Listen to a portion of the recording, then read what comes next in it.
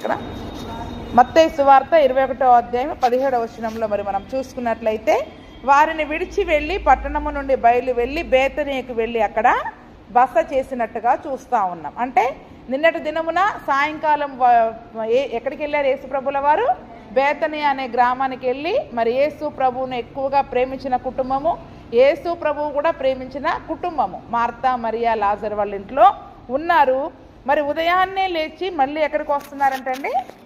మరలా యెరూషలేముకి బయలుదేరి వస్తున్నారు. బేతనియ నుండి యెరూషలేమునకు బయలుదేరి వస్తూ ఉన్నప్పుడు ఆయన ఆకలి కొన్నట్టుగా చూస్తూ ఉన్నాం. ఏంటంట అంటే యేసు ప్రభువుల వారు సిలువ వేయబడడానికి ముందు ఆయన జీవితంలో జరిగిన ఆ సోమవారం జరిగిన సంగతి అన్నమాట ఇదంతా కూడా కదండి.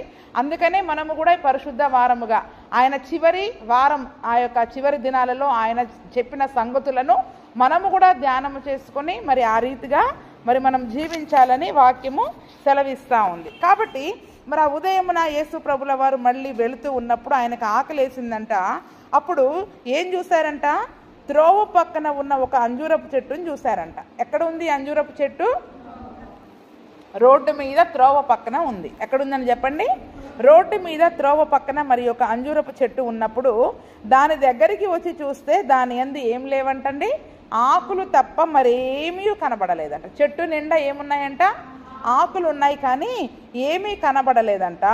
అయితే దానికి ఆకలి వేసినప్పుడు యేసు ప్రభుల వారు ఏదైనా పండ్లు దొరుకుతాయేమో చక్కగా మరి తిందామని చూసినప్పుడు ఆకులు తప్ప ఏమీ లేకపోయేసరికి దేవుడు వెంటనే ఆ చెట్టుని శపించేశాడంట. ఏమన్నారంట? వెంటనే శపించారు. ఏమని? ఇక మీదట ఎన్నటికి నీవు కాపు కాయకుందువు గాక అని చెప్పెను. తక్షణమే ఆ అంజూరపు చెట్టు, అంటే ఆ సమయంలో మరి దేవుడు చూచినప్పుడు దాంట్లో ఫలాలు లేవు కదండి. మరి ఆ తరువాత కాయవచ్చు కదా, తర్వాత పిందె వేయవచ్చు కదా. కానీ దేవుడు చూచినప్పుడు దేవునికి కనుక ఫలాలు కనిపించకపోతే దేవుడు ఏమన్నాడండి? వెంటనే ఇంకా నువ్వు ఎప్పటికీ కాపు కాయవు కదండి. మనకేమనిపిస్తుంది చెప్పండి? అయ్యో ఇది కాలం కాదు, కొన్నిసార్లు కొన్ని ఖాత లేటుగా కూడా వస్తుంది, పూత లేటుగా కూడా వస్తుంది, కొంతకాలం ఆగితే ఫలిస్తాం కదా అని మనం అనుకుంటామా అనుకోమా? ఇప్పుడు మీలో ఫలాలు లేవు, మీరు ఫలించలేదని ఒక్క మాట అనగానే మనకు ఎంత బాధ అనిపిస్తుంది. కానీ యేసు ప్రభు చూసినప్పుడు కూడా మరి మనల్ని వెంటనే ఆయనకి ఫలాలు కనిపించకపోతే, ఆయన చూసినప్పుడు మనలో ఫలాలు కనిపించకపోతే, ఈరోజు ప్రతిరోజు చూస్తున్నాడు ఆయన మనల్ని, ప్రతిదినము ప్రతి క్షణము ఆయన మనల్ని చూస్తూ ఉన్నాడు. కానీ మన ఉద్దేశం ఏంటి? తండ్రి ఉద్దేశం ఏంటి? అందుకని ఎంతసేపు మనం ఏం చేస్తాం? మన ఆలోచనల వైపు, మన పరిస్థితుల వైపు చూసుకొని మన పక్షంగానే మనం మాట్లాడుకుంటాం. ఎంతసేపు ఇప్పుడు కాకపోతే తర్వాత ఫలిస్తాం, తర్వాత కాకపోతే మరెప్పుడో ఫలిస్తాము అని మనం అనుకుంటాం. అందుకనే అంజూరపు చెట్టు మొదట్లో మరి తోటలో ఉన్న అంజూరపు చెట్టు కూడా ఆయన 3 సంవత్సరాలు చూశాడు, కాపు అంటే ఫలాలు లేకపోయేసరికి దానిని కొట్టివేయమని చెప్పాడు. ఇక్కడ కూడా అది ఎంతకాలం అయిందనేది తెలియబడలేదు. కానీ తోట అంటే త్రోవ పక్కన ఉన్న అంజూరపు చెట్టు యేసు ప్రభువు చూసినప్పుడు, ఆయనకు ఆకలేసినప్పుడు, ఆయనకి ఫలాలు కావాలని ఆశపడినప్పుడు ఆ ఫలము యేసు ప్రభుకి దొరకలేదు. వెంటనే ఆ చెట్టుని ఏం చేశారండి? నువ్వు ఇంకెప్పటికీ కాపు గాయవని దానిని చెప్పేగానే ఆ చెట్టు వెంటనే ఎండిపోయిందంట. ఏంటండి? చెట్టు వెంటనే ఎండిపోయిందంట. ఆ శిష్యులందరూ చూసి ఆశ్చర్యపడుతున్నారంట. అదేంటి ఇంత త్వరగా, ఇప్పుడు ఇలా మాట అన్నారో లేదో అప్పుడే ఈ చెట్టు ఇలాగా ఎండిపోయింది ఏమిటి అని శిష్యులందరూ కూడా ఆశ్చర్యపడుతూ చూస్తూ ఉన్నారంట. మరి ఎందుకు యేసు ప్రభుల వారు అంజూరపు చెట్టును వెంటనే నువ్వు కాపు కాయకుందువుగాక అని అన్నారండి? అక్కడ మరి ఆ తోటలోని చెట్టును మనం చూసుకున్నట్లయితే అక్కడ యజమాని ఏమంటున్నాడు? అయ్యా మళ్ళొక సంవత్సరం దీనికి గడువివు, కాబట్టి ఈ చెట్టు అప్పటికీ ఫలించకపోతే అప్పుడు దీనిని నరికి వేద్దామని తోటలోని చెట్టును చూసి యజమానుడేమో అడ్డుపడుతున్నాడు. ఇక్కడ దీనికి అడ్డుపడడానికి ఎవరు లేరండి. ఎందుకంటే ఇది ఎక్కడుంది చెప్పండి? ఎక్కడుంది ఇది? త్రోవ పక్కన ఈ చెట్టు ఉంది, తోట లోపల లేదు. ఈ చెట్టు ఎక్కడ లేదు? తోట లోపల లేదు. అందుకనే నేను తోట లోపల ఉన్న అంజూరపు చెట్టు, తోట వెలుపల ఉన్న అంజూరపు చెట్టు కదండి.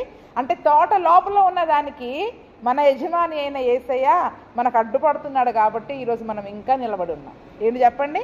మన యజమాని అయిన యేసయ్య మన పక్షంగా నిలబడుతూ విజ్ఞాపన చేస్తున్నాడు కాబట్టి ఈరోజు మనం నిలబడి ఉన్నాం. సహవాసములో లేని చెట్టు అది తోట పక్కన దాని పక్షంగా విజ్ఞాపనం చేసేవాళ్ళే లేరు కాబట్టి దేవుడు చూసినప్పుడు ఫలాలు లేనప్పుడు వెంటనే దానిని ఏం చేశాడండి? ఒక మాట చెప్పగానే ఆ చెట్టంతా కూడా ఎండిపోయింది. అర్థమైందా? ఎందుకు మాటి మాటికి సహవాసంలో ఉండాలి, సంఘంగా మనం కూడుకోవాలి, సమాజంలో మనం ఎందుకు ఉండాలి, ఎందుకు దేవుడు మనల్ని ఒక కంచెగల తోటలోనికి నడిపించాడంట. ఎక్కడికి నడిపించాడండి? ఎందుకంటే సహవాసము, సంఘము అనేది ఒక కంచె. మనకి ఆ ప్రార్థనల ద్వారా మన చుట్టూ ఒక కంచె వేయబడుతుంది. ఆ కాపుదలలో మనం ఉంటాం. నేను ఒక్కదాన్ని ఇంట్లో ప్రార్థన చేసుకుంటాను, అవసరమైనప్పుడు మాత్రమే మందిరానికి వస్తాను అంటే ఆ కంచెలో మనం ఉండం కదండి. ఆ కంచెలో మనము లేకపోతే అపవాది త్వరగా మనల్ని దాడి చేయడానికి అవకాశం ఉంటూ ఉంది. అలాగే మరి దేవుడు చూసినప్పుడు కూడా ఆ కంచెలో మనం ఉంటే మన పక్షంగా యేసు ప్రభుల వారు విజ్ఞాపనం చేస్తారు. ఎందుకంటే ఇది నా తోటలోని చెట్టు, ఇది నా సంఘములోని చెట్టు. కాబట్టి మన గురించిన బాధ్యత ఆయన తీసుకుంటాడు. అక్కడ ఆయన తీసుకుంటాడు. అందుకనే ఇక్కడ అంజూరపు చెట్టు, ఈ త్రోవ పక్కన ఉన్న అంజూరపు చెట్టు దేనికి సూచన అంటే ఆనాటి ఇజ్రాయేలు ప్రజలకి సూచన. ఏంటి చెప్పండి? ఎందుకంటే మనకొక మాట అర్థం కావాలి. అక్కడ యేసు ప్రభుల వారు ఆకలి కొన్నారు అని రాయబడింది కదండి. యేసు ప్రభుల వారికి జీవాహారము నేనే అని సెలవిచ్చారు. నా దగ్గరికి వచ్చి మీరు తినే ఆహారం వలన మీరు ఆకలి కొనరు, నేను ఇచ్చే జీవజలములను త్రాగితే మీరు దప్పిక కొనరు. జీవాహారము ఆయనే, జీవజలము ఆయనే. శిలువ మీద కూడా ఆయనకి దాహం వేసింది. ఎటువంటి దాహం? నిజంగా దాహం వేసిందా? మనం అనుకుంటాం అది శరీర సంబంధమైన దాహం అని మనం అనుకుంటాం. అలాగే మరి ఆయన ఇక్కడ ఆకలి కొన్నాడు అని చెప్పడానికి కూడా కొన్ని కారణాలు ఉన్నాయి. ఎందుకంటే ఆయన మనుష్య కుమారునిగా వచ్చాడు. ఆకలి అంటే ఎలా ఉంటుందో రేపటి దినాన మనకు ఆకలేసి దేవుని దగ్గర సన్నిధిలో మొరపెడితే మన ఆకలి ఆయనకేం తెలుసు అని అంటాం మనం కదండి. చాలామంది చెప్పే సమాధానం ఏంటి? నా బాధ నీకేం తెలుసు, నా దుఃఖం నీకేం తెలుసు, నేను పడే బాధ నీకేం తెలుసు. మనం సహజంగా ఎదుటోళ్ళకి మన బాధనే అర్థం చేసుకోలేరని మనం అనుకుంటాం. కానీ యేసు ప్రభుల వారు మనుష్య కుమారునిగా మనందరి కొరకు ఈ లోకానికి వచ్చారు. ఆయనకి ఎందుకు అసలు ఆకలేసింది అనడానికి అక్కడ ఒక వచనం మనం చూసుకుందాం. హెబ్రీలకు రాసిన పత్రిక 4:15 చూడండి. ఆయన ఆకలి కొనడానికి ఒక కారణం. హెబ్రీ 4:15 మన ప్రధాన యాజకుడు మన బలహీనతలలో మనతో సహానుభవము లేనివాడు కాడు గాని సమస్త విషయములలో మన వలనే శోధింపబడినను ఆయన పాపము లేనివాడుగా ఉండెను. ఏమంటే ఆకలేసి పాపం చేసిన వాళ్ళు ఉన్నారా పరిశుద్ధ గ్రంథంలో? ఉన్నారా లేదా? ఏషావు మొట్టమొదట మనకు తెలిసేది ఎవరు చెప్పండి?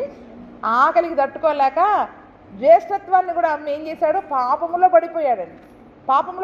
అంటే ఆకలి కొన్నిసార్లు మనల్ని పాపంలో పడేసే పరిస్థితులకు తీసుకురావచ్చు. కరువు కానీ అటువంటి పరిస్థితులు కానీ దేవుణ్ణి విడిచిపెట్టే పరిస్థితులని మనకి తీసుకురావచ్చు. అయితే అంటే ఆ యేసు ప్రభుల వారు మరి మనుష్య కుమారుడుగా ఉన్నాడు కాబట్టి, ఆయన ప్రధాన యాజకుడుగా వచ్చి ఉన్నాడు కాబట్టి ఏమంటున్నాడు? మన బలహీనతల యందు మనతో సహానుభవం లేనివాడు కాడంట. అంటే మనం శరీర రీతిగా మనకి ఎన్ని బలహీనతలు ఉంటాయో, ఆకలి బాధ, దప్పిక బాధ, ఇంకా ఏంటి, మనుషులు మనల్ని నిందించినప్పుడు పడే బాధ, మనల్ని అవమానించినప్పుడు పడే బాధ, మనపైన తిరుగుబాటు చేసినప్పుడు పడే బాధ, మనల్ని ఎన్ని రకాలుగా మనుషులు బాధ పెట్టి మనల్ని బాధపడతారో, శరీర సంబంధముగా ఆకలి, దుఃఖము, రోగము వలన వచ్చే బాధ, అన్ని రకాల బాధలను, బలహీనతలను యేసయ్య మనతో సమానంగా భరించాడంట శరీరంలో. ఏంటండి? మనతో సమానంగా శరీరంలో ఆయన భరించాడు కాబట్టి ఈ బాధ ఆయనకి ఏం తెలుసు అని చెప్పుకోవడానికి లేదండి. మన అన్ని బాధలను ఆయన భరించాడు. శిలువ పైన వ్యాధిగ్రస్తుడిగా కనిపించాడంట. ఎలా కనిపించాడంట? ఎందుకంటే మన రోగాలన్నీ ఇప్పుడు ఎవరు మోసుకున్నారు? ఆయన మోసారు. నీ రోగం క్యాన్సర్ అయినా, కిడ్నీ వ్యాధి అయినా, లేకపోతే ఇంకో వ్యాధి అయినా, మన తలనొప్పి అయినా, కడుపు నొప్పి అయినా, అన్ని బాధలని యేసయ్య సిలువలో మోసారు. కాబట్టి ఏ బాధలో అయినా ఇప్పుడు మనం యేసు ప్రభు దగ్గరికి వస్తే అవన్నీ ఆయన భరించి ఉన్నాడు. కాబట్టి ఆ యొక్క బలహీనతల నుంచి మనల్ని విడిపించడానికి ఆయన శక్తిమంతుడు. అందుకనే చాలామంది అంటారు ఆయన అన్ని బలహీనతలలో కూడా ఎలా ఉన్నాడంట? పాపము చేయని వ్యక్తిగా ఉన్నాడంట. ఈరోజు మనకి రోగం వచ్చిందని దేవుని విడిచిపెట్టి దూరంగా వెళితే పాపం చేసేవారిగా ఉంటాం. దేవుని దగ్గర కాకుండా ఇక్కడ మనము వారి దగ్గరికి వెళ్ళినట్లయితే పాపం చేసేవారిగా ఉంటాం. కానీ యేసు ప్రభుల వారు అన్ని బలహీనతలు పడి, అన్ని ఎన్ని రోగాలు భరించి కూడా, ఆకలి పొంది బాధ నుండి కూడా ఏ పాపము లేని వ్యక్తిగా ఉన్నారు. కాబట్టి ఈ దినమున మరి మనము కూడా శరీర సంబంధమైన ఏ బాధను బట్టి కూడా పాపములో పడకుండా ఆయన మనకు ఒక దారి మార్గం అనేది ఆయన మరి మనకు చూపించాడు. ఎందుకు ఇక్కడ ఆకలి కొన్నాడు అంటే ఆయన శరీరములో ఉన్నాడు, మనలాగా అన్ని బలహీనతలను వహించుకునే వ్యక్తిగా ఉన్నాడు, మనుష్య కుమారునిగా. చాలా మంది అనే మాట ఏంటంటే ఆయన దేవుడు కాబట్టి భరించాడండి. ఏంటి చెప్పండి? ఆయన దేవుడు కాబట్టి భరించాడు, దేవుడు కాబట్టి భరించాడు, మనం మనుషులమండి అని నేను చాలామంది నోట్లలో వింటూ ఉంటాను. ఆయన దేవుడే, కానీ మనుష్య రీతిగా శరీరముతో వచ్చాడు, రక్త మాంసములతో వచ్చాడు. ఆయనకి పాపం అంత బలహీనతలలో కూడా ఎందుకు పాపం చేయలేదంటే మనకు ఒక మార్గం, దారి చూపించడానికి. నేను ఎలా ఓర్చుకున్నానో మీరు కూడా నన్ను చూసి ఓర్చుకోండి. నేను ఎలా పాపము లేనివాడుగా ఉన్నానో మనకొచ్చిన శ్రమలలో, వేదనలలో, బలహీనతలలో, కరువులలో మీరు కూడా పాపము లేని వారుగా నాలాగా ఉండండి అని చూపించడానికి ఆయన అన్ని మౌనంగా భరించాడండి. కానీ ఆ బాధలన్నీ కూడా ఆయనకు తెలుసు, వాటన్నిటిని కూడా తను భరించాడు. అందుకని అక్కడ యేసు ప్రభు ఆకలి కొనడానికి కారణం ఏంటంటే ఆయన శరీర రీతిగా అక్కడ ఉన్నాడు. రెండవది ఏంటంటే ఆధ్యాత్మికంగా దాన్ని చూసుకున్నట్లయితే మరి ఆ యొక్క అంజూరపు చెట్టు ఇజ్రాయేలులకు సూచన అని చెప్పాయి. దేనికి సూచన అండి? ఇజ్రాయేలులకు సూచన. కాబట్టి ఆయన మరి మనుష్య కుమారునిగా వచ్చాడు, ఇజ్రాయేలును దేవుడు ఏర్పరచుకున్నాడు. అబ్రహాము ద్వారా తన సంతానాన్ని, ఇజ్రాయేలు ప్రజలందరినీ దేవుడు ఏర్పరచుకున్నాడు. ఆ ప్రజలను రక్షించడానికే యేసు ప్రభుల వారు వచ్చాడు. అందుకే కనాన స్త్రీ ఆయన దగ్గరికి వచ్చినప్పుడు ఏమని చెప్తాడు యేసయ్య? నేను ఇజ్రాయేలు ప్రజలను రక్షించడానికే వచ్చాను కానీ మీకోసం నేను రాలేదని అంటాడు. అయినా కూడా ఆమె విశ్వాసంతో అడిగినప్పుడు అప్పుడు నిజంగా నీ విశ్వాసాన్ని బట్టి నీ కుమార్తె బాగవుతుంది, వెళ్ళు అని అన్నారు. అంటే మన యొక్క విశ్వాసాన్ని బట్టి అన్ని జనులు కూడా దేవుని యందు విశ్వాసం ఉంచడం ద్వారా ఆ యొక్క విశ్వాసమును బట్టి ఈ దినమున మనందరము కూడా రక్షించబడ్డాం. అందుకనే ధర్మశాస్త్ర సంబంధమైన క్రియలను బట్టి కాదు కానీ యేసు ప్రభువునందు విశ్వాసం ఉంచడం ద్వారా ఈ దినమున మనమందరము కూడా అట్టి రక్షణను మరి మనము పొందుకున్నాం. అందుకనే మరి ఆ దినమున ఇజ్రాయేలును దేవుడు ఏర్పరచుకున్నాడు. మరి దేవుడు ఏర్పరచుకున్న వారు ఫలించకపోవట చూసి, ఆ యేసు ప్రభువునందు విశ్వాసం ఉంచకపోవడం చూచి దేవుడు ఏం చేస్తున్నాడండి? ఇంకా మీరు ఫలించకపోతే, ఆ దేవుని యందు విశ్వాసం ఉంచకపోతే, ఫలించకపోతే మీ యొక్క జీవితాలే వేస్ట్ అన్నట్టుగా మీరు వెండిపోవాలి అన్నట్లుగా దేవుడు ఆ యొక్క ఇజ్రాయేలును గురించి అక్కడ మాట్లాడినట్లుగా చూస్తూ ఉన్నాం. నిన్నటి దినమున మనం యెరూషలేము పట్టణం గురించి మాట్లాడుకున్నాం. యెరూషలేము పట్టణము మరి దేవుణ్ణి ఎరగకుండా ఆయనను సిలువ వేసినందుకు దేవుడు ఎన్నో ప్రవక్తలను పంపించి, దైవజనాన్ని పంపించి అనేక మాటలను చెప్పినప్పుడు అది వినకుండా ప్రవక్తలను రాళ్లతో కొట్టి చంపినందుకు దేవుడు ఏమని చెప్పాడు? రాబోయే కాలంలో శత్రువు వచ్చి నిన్ను నేలమట్టం చేసేసి నిన్ను రాయి మీద రాయి లేకుండా నిన్ను నాశనం చేసేస్తారని యెరూషలేము గురించిన ప్రవచనం ఏ రీతిగా అయితే చెప్పబడిందో అలాగే ఇజ్రాయేలీల గురించి కూడా దేవుడు అదే మాట చెప్తా ఉన్నాడు. అక్కడ పట్టణము నశించిపోతుంది, ఇక్కడ ఇజ్రాయేలు ప్రజలు కూడా నశించిపోతారు. అక్కడ దేవుని మందిరము నశించిపోతుంది, ఇక్కడ ఇజ్రాయేలు ప్రజలు కూడా దేవునికి కావలసినప్పుడు మనం ఫలాలను ఇవ్వలేకపోతే నశించిపోయే గుంపులో ఉంటామండి. అదే ప్రవచనము నిన్న చెప్పినట్టుగానే క్రీస్తు శకం యేసు ప్రభుల వారు ఆయన 33.5 సంవత్సరాలు ఉన్నారు. ఆయన తరువాత మళ్ళీ ఇంకొక 35 సంవత్సరాల కంటే క్రీస్తు శకం 70వ సంవత్సరంలో ఆ ప్రవచనం నెరవేరింది. ఆ ముస్లిం రాజులు వచ్చేసారు, ఇజ్రాయేలును మొత్తం ఆక్రమించేసేసుకున్నారు, మందిరాన్ని నేలమట్టం చేసి వాళ్ళు మసీదును కట్టుకున్నారు. ఇక్కడ ఉన్న ఇజ్రాయేలు ప్రజలందరినీ బానిసలుగా మరి చెరపట్టుకొని వెళ్ళిపోయారు. ఆ తర్వాత ప్రజలందరూ కూడా ఎక్కడికి వాళ్ళు చెదరిపోయారంట. అసలు ఇప్పుడు ఇజ్రాయేల్ దేశంలో ఆ రోజు ఇజ్రాయేల్ అనేవారే లేరు. మళ్ళీ 1947 సంవత్సరంలో వారందరూ చెదిరిపోయిన వారందరూ ప్రవచన రీతిగా యెషయా ద్వారా, ఇర్మియా ద్వారా దేవుడు ప్రవచనం ఇచ్చినట్టు మళ్ళీ ఇప్పుడు ఇజ్రాయేలీలు అక్కడికి ఆ దేశానికి వచ్చి ఇప్పుడు ఆ దేశం కొరకు వాళ్ళు ఫైట్ చేస్తూ ఉన్నారు. అక్కడ ఉన్న ముస్లింలకి వీళ్ళకి జరిగే ఆ పాలస్తీనాకి ఇజ్రాయేలీలకి మొన్నటి వరకు భయంకరమైన యుద్ధాలు జరిగాయి. ఇవే యుద్ధాలు ఇంకా. అంటే చూడండి, ఆ రోజు వారు ఫలించకపోవడం వల్ల నువ్వు ఎండిపోతావని దేవుడికి ఇచ్చిన శాపము, ఆ యొక్క ఆజ్ఞ నేటికి కూడా తిరిగి వారి యొక్క దేశాన్ని వారు స్వంతం చేసుకోవడానికి అక్కడ ఆ యొక్క మందిరాన్ని, ఆ మందిరం కొరకు వాళ్ళు ఇంకా కూడా పోరాడే పరిస్థితులలోనే ఉన్నారు. అంటే చూడండి, దేవుడు మరి ఆశపడినప్పుడు మనం ఆయన కొరకు మరి మనము ఫలాలను ఇవ్వలేకపోతే ఆ దినమున ఇజ్రాయేలీల విషయంలో మరి ఏదైతే జరిగిందో నేటికి మన విషయంలో కూడా దేవుడు అదే చెప్తా ఉన్నాడు. ఏమని? మరి మనము ఫలించే వారిగా ఉండాలి, ఫలములు ఇచ్చే చెట్టుగా ఉండాలి. ఈరోజు మనం ఫలములు ఇవ్వకపోయినా ఇంకా నిలబడి ఉన్నామంటే కేవలము ప్రభువైన యేసుక్రీస్తు యొక్క విజ్ఞాపనల వలననే. అందుకనే పచ్చని అంజూరపు చెట్టు చూస్తే పచ్చగా ఉందంట, కానీ ఏమి లేవు, ఫలాలు లేవు. పచ్చని అంజూరపు చెట్టు దేనికి గుర్తంటే మన భక్తికి గుర్తు. ఏంటి చెప్పండి? ఇప్పుడు మన భక్తి చూస్తే ఎలాగుంది? పచ్చగా ఉన్నాం. ఎలాగున్నాం? పైకి చూస్తే చాలా పచ్చగా ఉన్నాం. ప్రతి ఆదివారం వెళ్తాం, ఉపవాస ప్రార్థనలకు వెళ్తాం. అంటే వెళ్ళేవాళ్ళు ఉన్నారు, రాని వాళ్ళు కూడా ఉన్నారు కదండి. అంటే ఏదో రకంగా మనకు తోచిన విధముగా మనకి మనం భక్తి పరులముగా మనము బయటికి కనిపిస్తున్నాం. బయట మనల్ని చూసి ఎవరైనా భక్తి పరులు అంటున్నారంటే అసలు యేసయ్య చూసినప్పుడు మనకి ఫలాలు ఉన్నాయా లేదా అర్థం చేసుకోవాలి. బయట మనుషులు చూసి మనల్ని భక్తి పరులని చెప్పుకోవడం కాదు, మనకి మనం భక్తి పరులమని చెప్పుకోవడం కాదు. ఆ పచ్చని ఆకులు భక్తికి సూచన. మరి ఆ ఫలించని అంజూరపు చెట్టు దేనికి సూచన అంటే మనలో ఉన్న శక్తిహీనతకి సూచన. ఏంటి చెప్పండి? అందుకనే పౌలు గారు అంటాడు కదా, పైకి భక్తి గల వారి వలె ఉండి లోపల దాని శక్తిని ఆశ్రయించని వారు ఉన్నారు, వారికి దూరంగా ఉండు, వారికి విముఖుడవై నువ్వు ఉండు. ఎందుకంటే వారి భక్తిని చూసి అబ్బా అని మనం దగ్గరికి వెళ్ళామనుకో భక్తిని నేర్చుకుంటావు, కానీ దేవుని శక్తిని మనం నేర్చుకోలేం, దేవుని శక్తిని మనం పొందుకోలేం. ఏంటంటే దేవుని శక్తిని మరి మనము పొందుకోలేం. అందుకనే భక్తి చేయడము ముఖ్యము కాదు, ఆ భక్తి వలన దేవుని శక్తి చేత మనము నింపబడుతున్నామా లేదా. దేవుని శక్తి మనలో లేకపోతే శోధనలను జయించే శక్తి, శ్రమలను జయించే శక్తి, అపవాదిని జయించే శక్తి మనలో లేకపోతే ఈ పచ్చని అంజూరపు చెట్లానే మన భక్తి ఉంటుంది.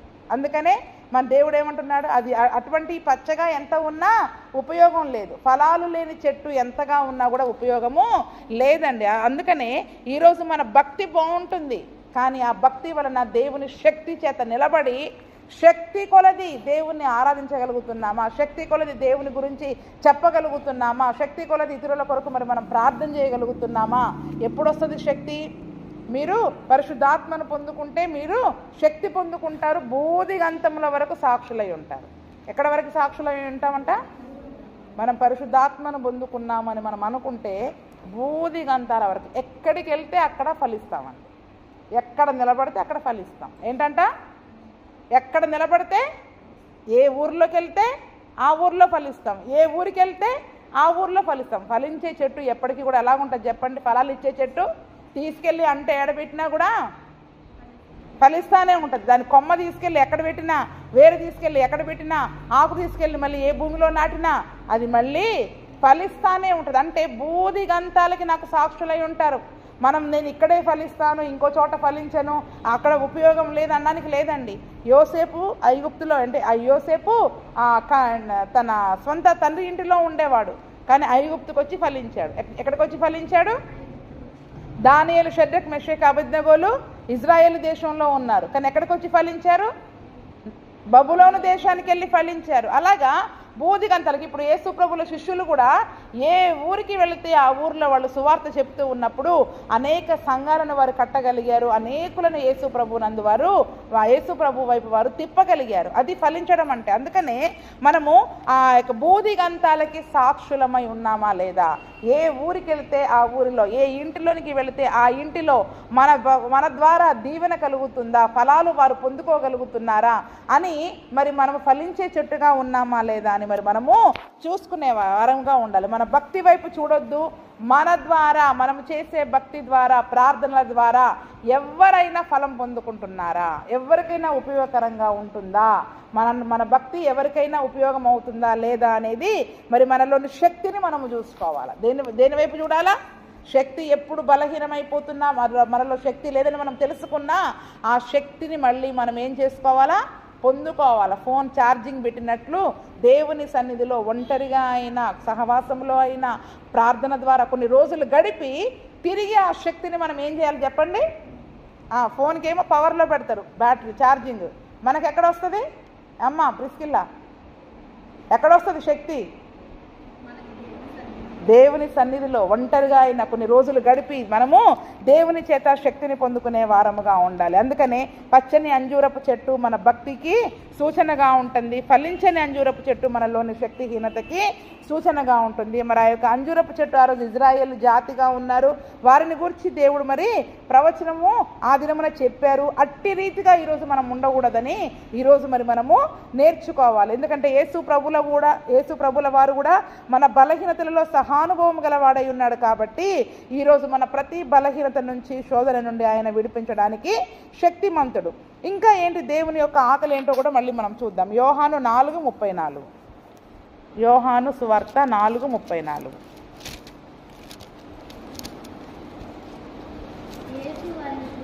యేసు వారిని చూచి నన్ను పంపిన వాని చిత్తము నెరవేర్చుటయు ఆయన పని తుదముట్టించుటయు నాకు ఆహారమై ఏమంటున్నారు? తన్ను పంపిన వాని చిత్తము నెరవేర్చుటయు ఆయన పని తుదముట్టించుటయు నాకు ఏంటంటే దేవుని యొక్క ఆహారము.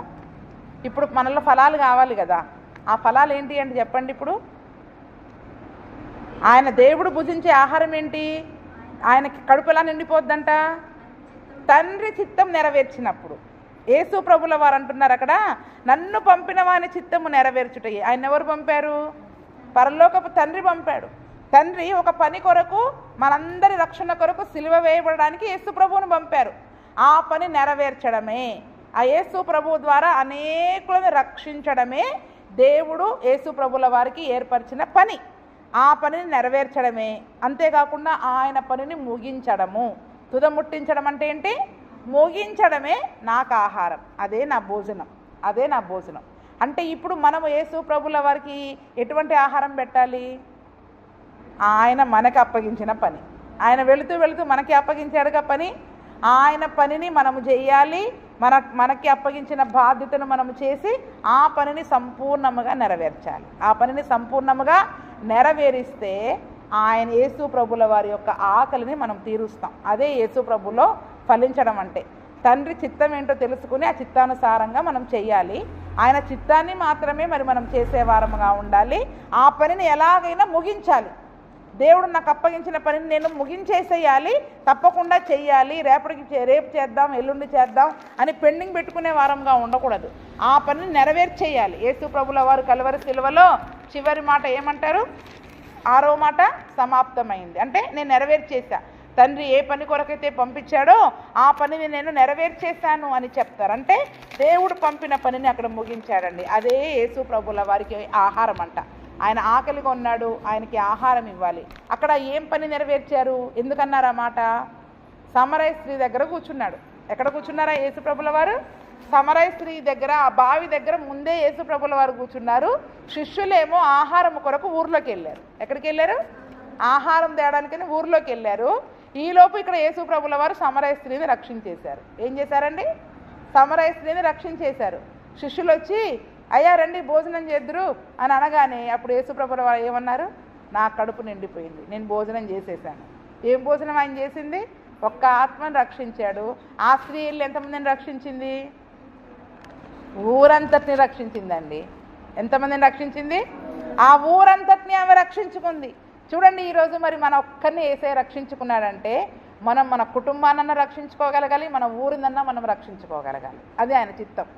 ఎందుకు మనల్ని ఏర్పరచుకున్నాడు ఆయన? ఎందుకు మనల్ని పిలుచుకున్నాడు? ఎందుకు తన మందిరంలో కంచెగల తోటలో ఒక మొక్క వలె, ఒక అంజూరపు చెట్టు వలె మనల్ని ఎందుకు నాటుకున్నాడు ఆయన?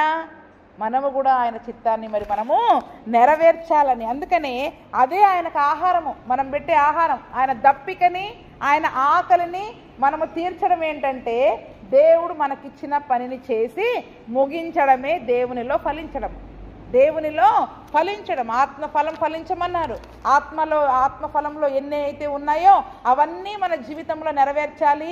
దేవుడు మనకు అప్పగించిన బాధ్యతని, రక్షణ సువార్తని మనం ప్రకటించి అనేకులను రక్షించే వారముగా ఉంటే ఆయన యొక్క ఆకలి దప్పిక తీరిపోతాయండి. ఆయనకి చక్కగా మనం భోజనం పెట్టిన వారంగా ఉంటాం.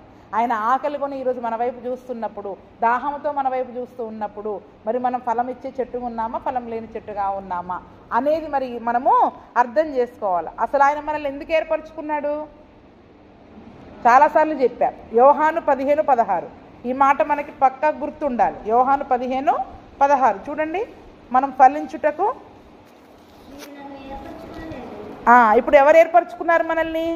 మనంతటా మనం రాలేదండి. ఈరోజు ఏ రోగమైనా, ఏ జబ్బుల ద్వారా మనం ఇక్కడికి వచ్చినా అది దేవుని యొక్క ఏర్పాటు.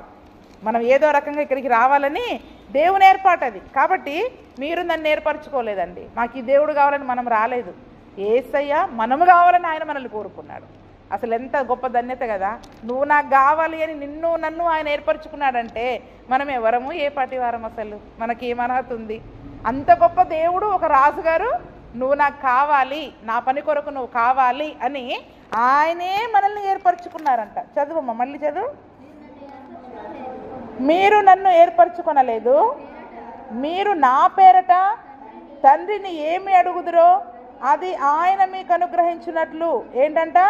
మనము తండ్రి పేరట ఏమి అడిగినా అది మనకి రావాలని ఆయన పిలిచి మరీ ఏమి ఇచ్చాడు చెప్పండి? వరాలు ఇచ్చాడు.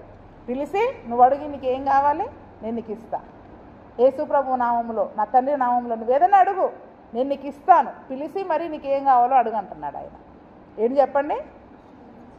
ఎవరన్నా ఇస్తారా? సహాయం కొరకు మన దగ్గరికి వచ్చినా మనం వారికి సహాయం చేయలేము. కానీ ఆయన మనల్ని ఏర్పరచుకున్నాడు, పిలుచుకొని నీకేం కావాలో అడుగు, నా తండ్రి నామములో నేను నీకు ఇస్తాను, నా తండ్రి నామములో నేను నీకు ఇస్తాను అని చక్కగా మనల్ని అడిగే కృపను మనకు దయచేశాడు. అంతేకాకుండా మీరు వెళ్ళి ఎక్కడికి? మీరు వెళ్ళి ఫలించాలి. ఎక్కడికి వెళ్ళి ఫలించాలా? ఎంతసేపు ఇక్కడ ఉండి ప్రార్థన చేయడం కాదు, ఇక్కడ ఉండి భక్తి చేయడం కాదు. ఇక్కడ 1 గంట 2 గంటలు మనం భక్తి చేస్తే మిగిలిన 22 గంటలు మనం లోకంలోకి వెళ్ళి ఫలించాలి. 24 గంటల్లో 2 గంటలు ఇక్కడ గడిపామనుకోండి ఒకరోజు, ఆదివారం ఇక్కడ గడిపితే మిగిలిన 6 రోజులు లోకంలోకి వెళ్ళి మనం ఫలించాలి. మీరు వెళ్ళి ఫలించండి. ఇక్కడ ఏమైతే వింటున్నారో, ఏమైతే నేర్చుకుంటున్నారో, ఏమైతే నేను చేయమని చెబుతున్నానో వాటిలో మీరు ఏం చేయండి? లోకంలోకి వెళ్ళి ఫలించండి. వాటిని చేసి అందులో మీరు ఫలించండి. ఇంకా చదవండి. మీరు వెళ్ళి ఫలించుటకును మీ ఫలము నిలిచియుండుటకును నేను మిమ్మల్ని ఏర్పరచుకొని నియమించితిని. అంటే మనం ఫలిస్తే మన ఫలము నిలిచి ఉంటుందండి. ఏ ఫలంలో, ఎందులో అయితే మనం ఫలిస్తామో, ప్రేమలో ఫలిస్తామా, విశ్వాసములో ఫలిస్తామా, ఆశా నిగ్రహంలో ఫలిస్తామా, దీర్ఘశాంతంలో ఫలిస్తామా, సాత్వికంలో ఫలిస్తామా, ఆ ఫలము నిలిచి ఉంటుంది. దేవుడు మనలో చూసినప్పుడు ఈ ఫలము దేవునికి కనబడుతుంది. దేవుడు చెప్పిన పనిని చేసే విషయంలో మనం ఫలిస్తున్నామా? అలాగా మరి ఆ ఫలము నిలిచి ఉంచుతాడంట దేవుడు. ఏం చేస్తాడంట? అసలు ఫలమే లేకపోతే ఎండిపోతాము, కానీ ఫలం ఉంటే ఆ ఫలము నిలిచి ఉండి దేవుడు మనల్ని చూసినప్పుడు మనము నశింప చేయకుండా ఆ ఫలాన్ని బట్టి మనము కాపాడబడే వారిగా ఉంటాము. దేవునికి స్తోత్రం. అందుకనే దేవుడు మనల్ని ఏర్పాటు చేసుకున్నాడు. ఆయన నామమున మనం ఏది అడిగినా మనకి ఇవ్వడానికి ఏర్పాటు చేసుకున్నాడు. అంతేకాకుండా మొదటిది మనల్ని అడగమంటున్నాడు, నీకేం కావాలో అడుగు నేను ఇస్తా.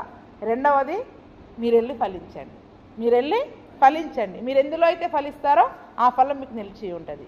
ఆ ఫలం మీకు నిలిచి ఉంటుంది. అందుకే నేను మిమ్మల్ని ఏర్పాటు చేసుకున్నా, అందుకే నేను మిమ్మల్ని పిలుచుకున్నా. అందుకే ఈరోజు తోటలో అంజూరపు చెట్టుగా మనం ఉన్నాం.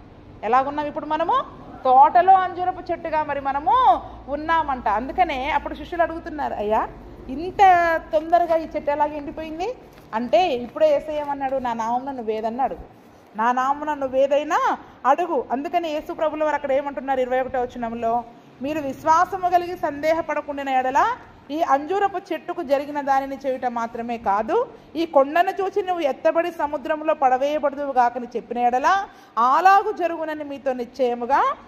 చూడండి, ఈ అంజూరపు చెట్టుకు జరిగిందే చూస్తున్నారు. ఈరోజు నేను ఇజ్రాయేలీల విషయంలో దేవుడు ఏ మాట అంటే జరిగిందండి. అక్కడ దేవుడు ఏ మాట అంటే అది జరిగింది. అంతేకాకుండా మీరు నా నామమున అడగండి అని అంటున్నారు. నేను ఏ రకంగా అయితే మరి చేశానో మీరు నా నామమున అడిగితే అదే రకంగా మీకు జరుగుతుంది, అదే రకంగా మీకు దొరుకుతుంది. ఏంటంటే దొరుకుతాయని నమ్మాలా.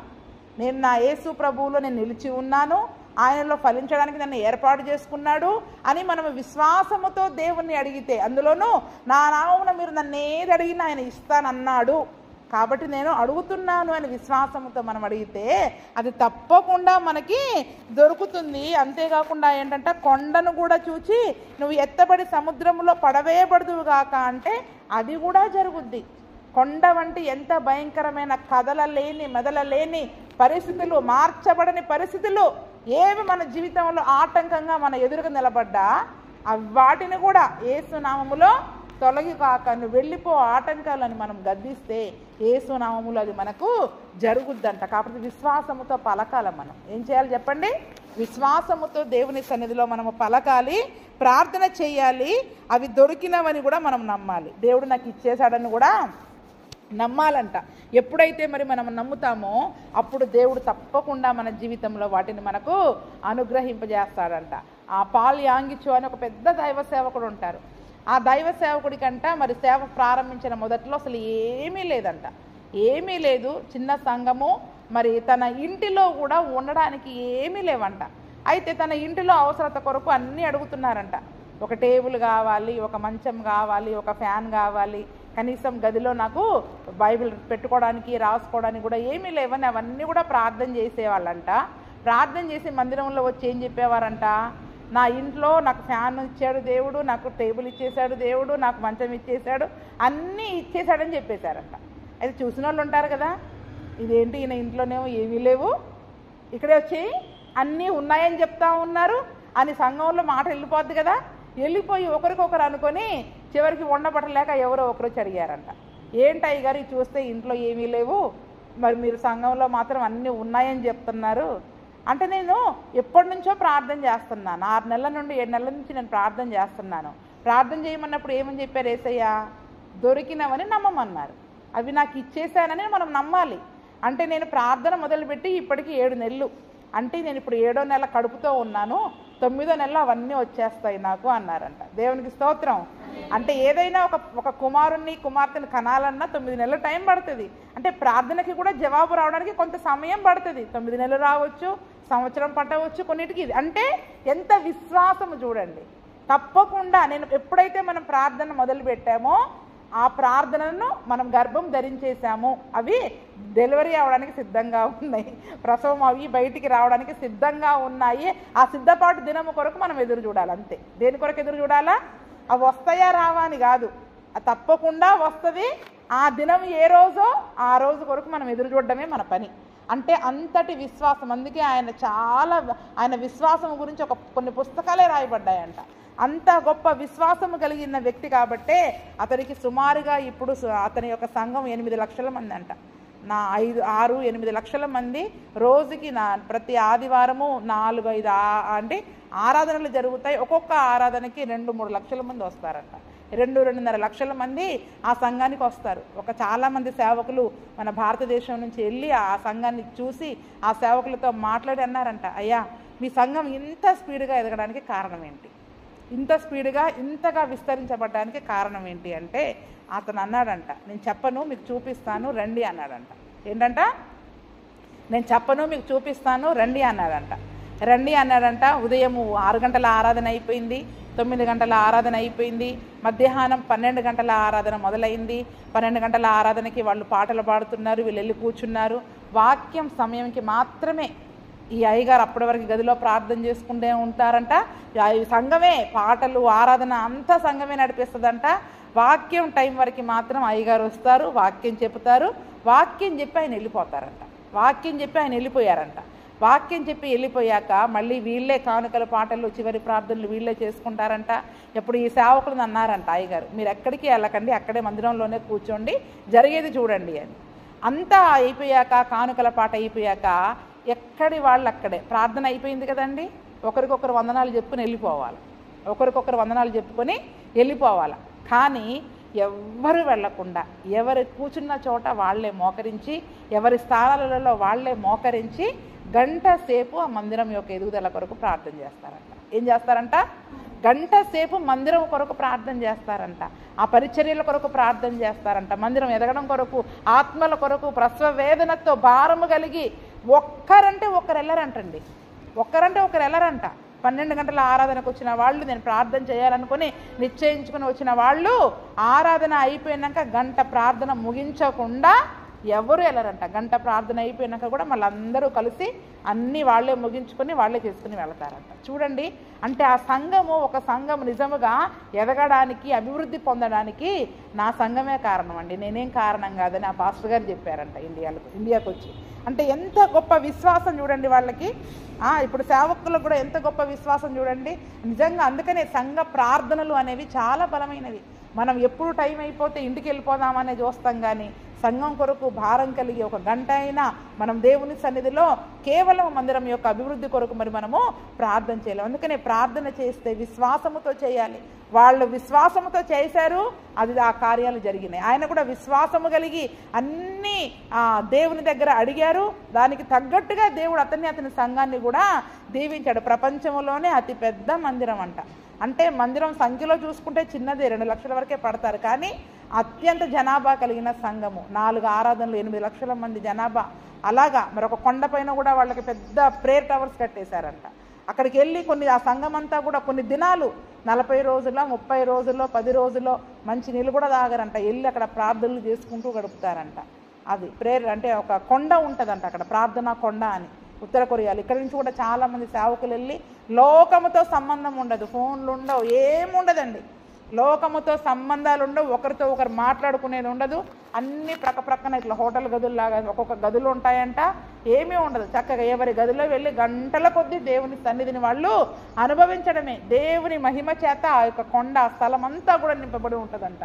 ఎంత గొప్ప ధన్యత అసలు నిజంగా. అంటే అన్నీ విడిచి దేవునితో కొంత సమయము, ఒక గంట ఫోన్ మందిరంలో ఉన్న ఫోన్లో అంటే చూస్తూనే ఉంటారు, ఫోన్లు మాట్లాడుతూనే ఉంటాం, వేరే వాటి గురించి ఆలోచిస్తూ ఉంటాం. లోకాన్ని మర్చిపోయి దేవునితో కొంత సహవాసం గడిపి మనం నిజంగా దేవుడు మనకిచ్చే అన్నీ ఇస్తున్నాడని మనం నమ్మి ప్రార్థన చేస్తే తప్పకుండా దేవుడు మన జీవితంలో కూడా అవి దయచేస్తాడండి. కానీ మనం చేసే ప్రార్థన ఎలాగుంటుంది?